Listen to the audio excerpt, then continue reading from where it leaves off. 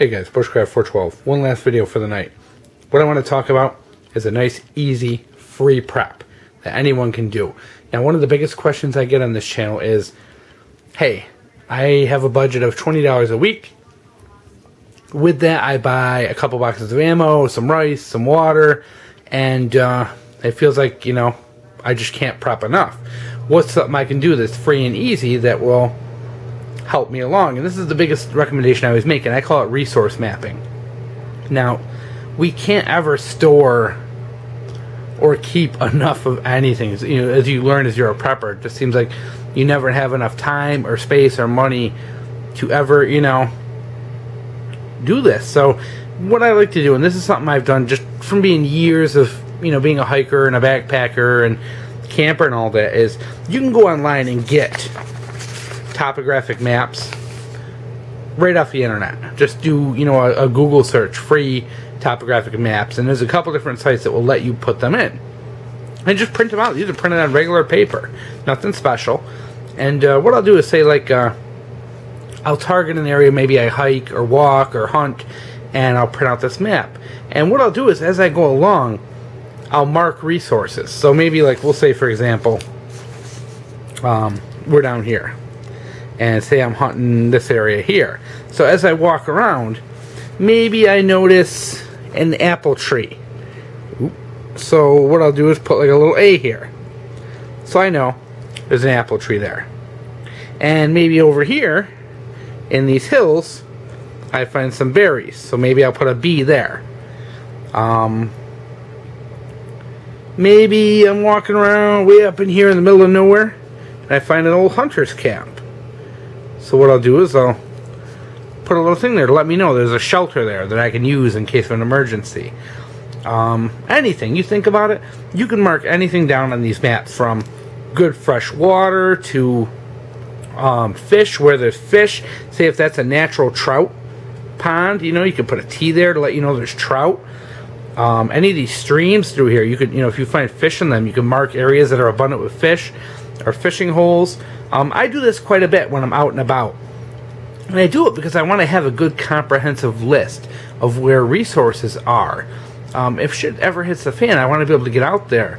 And if I'm running low on food, to be able to gather food. But in order to do that, I got to know where things are. I can't remember everything.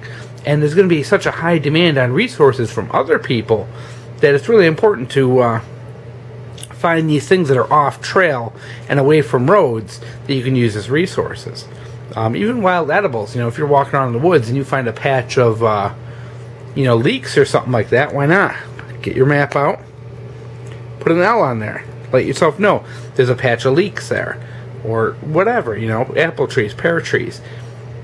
And it doesn't have to be just, you know, whatever. You can do this in anywhere. I mean, this is something you can do in the suburbs, in urban areas. You know, in an urban area, maybe there's you know, trees that give off nuts or fruit or something like that. It might be important to mark those areas on a map.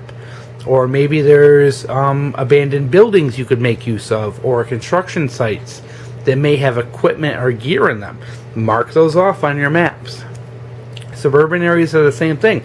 In lots of areas in suburban America, there are like transfer stations and energy stations and things like that. And you might be able to get good gear or things that you can forage in those kind of public areas that are going to be abandoned. If shit hits the fan, those kind of, like, you know, transfer stations, electric stations, and things like that are going to be abandoned. And they may have tools or supplies in them that you can make use of them. And, you know, when shit hits the fan, anything's, you know, anything's fair. So, you know, I always like to, and I have a lot of these for wilderness areas. I have some for my neighborhood, and I have some for areas I travel to that are far away. Because I tell you what, if you have to evacuate your area, and you've got to drive 100 miles away. So I have certain areas in the Adirondacks. This map is actually from the Adirondacks, where I will go into an area, and maybe, like, what I'll do is I'll pick out a grid and say, okay, I'm going to follow these railroad tracks in, and then I'm going to explore this area here. And I'll make a grid, and I'll go through and I'll mark any resources. If there's any trees or plants that are useful, if I see any signs of animal, bear dens, anything like that, I'll mark that stuff down.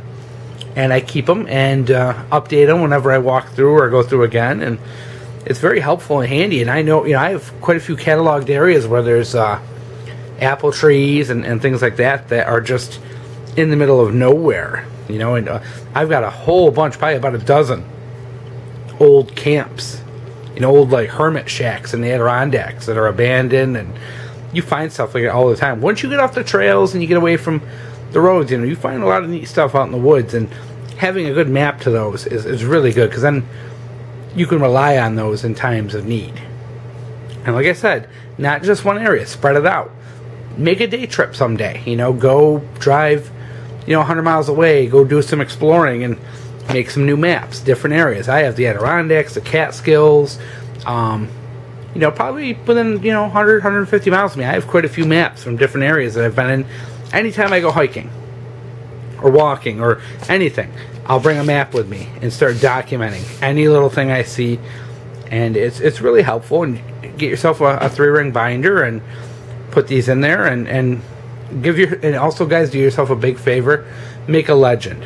Understand like that T is trout, A is apple tree, B is berries. Make a legend, because you don't want to write this stuff and then be like, what the hell's a Q? So really, easy skill. Doesn't require any work. Well, it requires work, but anyone can do this. Just walk around, write things out. Even roadside, there's nothing wrong with roadside, driving along the roads. Where is there an apple tree? Where is there a farm? Where is there abandoned farmland? Anything like that that might be of any use to you whatsoever. Start documenting it and writing all that down. Like this here, this is an old railroad. Now, this railroad's no longer in existence. You know how I know is because this topographic map is actually from the 50s.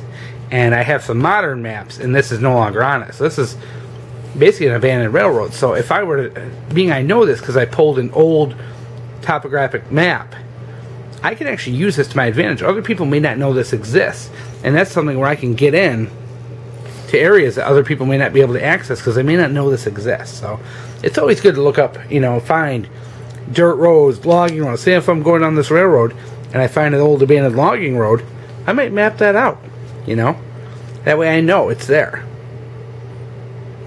Every little thing helps, and all those resources you're going to gain in a shit hits the fan scenario are all positive. So good thing. I call it resource mapping.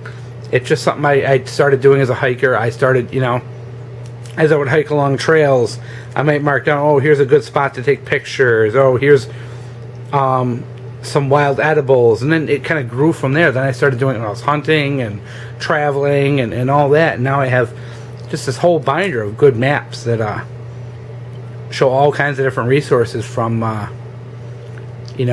fruit trees to berries, bear dens that I've found,